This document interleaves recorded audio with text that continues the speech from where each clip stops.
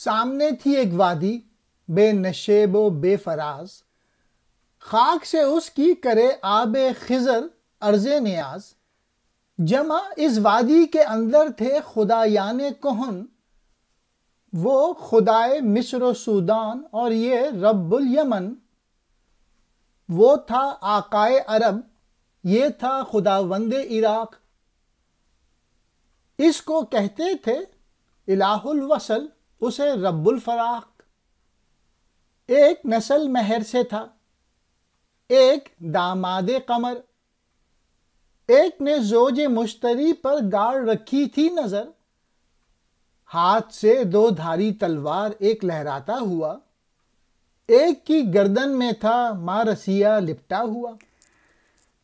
علامہ اقبال کہہ رہے ہیں وہ ایک ایسی اچھی وادی تھی جس میں کوئی نشیب و فراز نہ تھا، جس کی خاک کے سامنے آب خضر یعنی آب حیات سراپا انکسار تھا، یعنی اس میں ایسی زندگی تھی جس سے مردہ زمیں بھی زندہ ہو جائے۔ اس وادی کے اندر پرانے زمانے کے معبود یا خدا تھے۔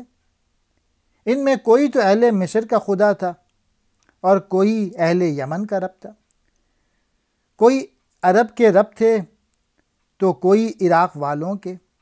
ایک وصل کا دیوتا تھا تو دوسرا فراق کا رب تھا۔ یہ معبود دیوتا اگر سورج کی نسل سے اور چاند کا داماد تھا تو وہ کوئی مشتری یعنی سیارے کی زوج پر نظر رکھے ہوئے یعنی مشتری کو چاہنے والے تھا۔ مشتری کا تعلق نظام شمسی سے ہے۔ در کہتے ہیں درے کو، گھاٹی کو، نشیب کہتے ہیں پست نیچا، فراز کہتے ہیں اونچا۔